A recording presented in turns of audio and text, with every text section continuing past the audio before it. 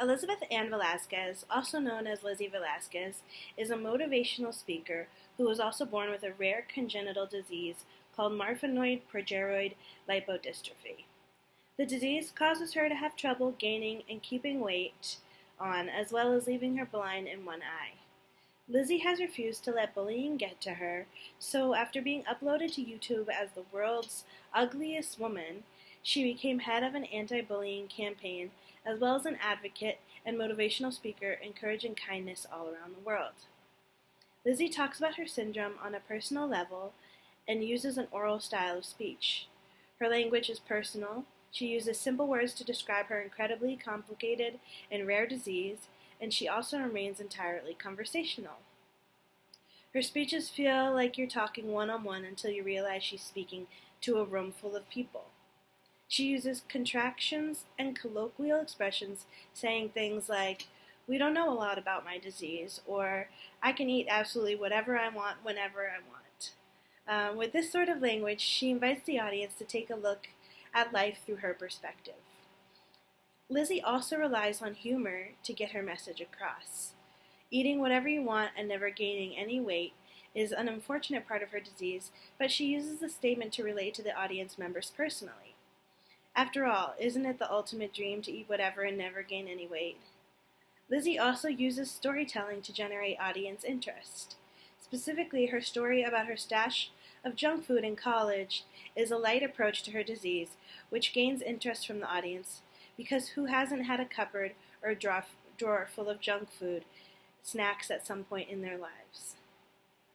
She relates to the audience a funny anecdote about how her roommate could hear her munching late at night, and how she sees certain parts of her disease as benefits to her. It keeps the audience engaged instead of being introspective or sad for her.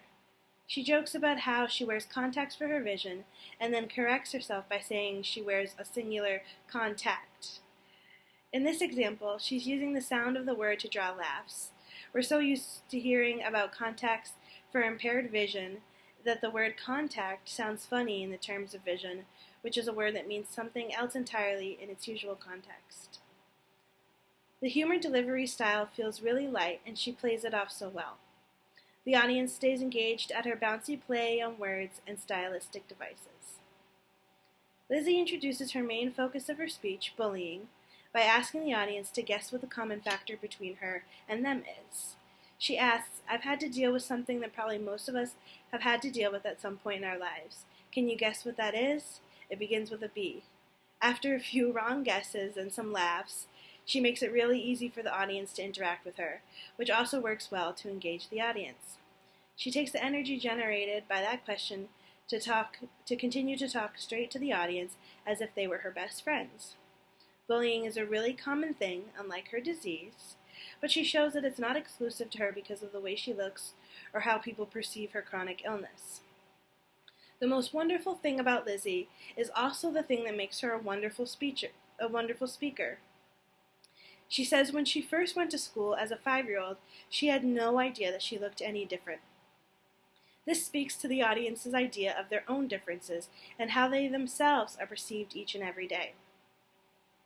Lizzie speaks and portrays herself like a woman who doesn't have one of the most rare conditions known to man, and I think that's what makes her a wonderful speaker.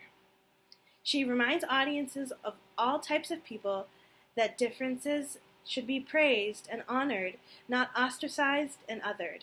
She uses language to take up space where her body doesn't, and she remains a pillar of strength next to a disease that wants her to crumble. Thank you.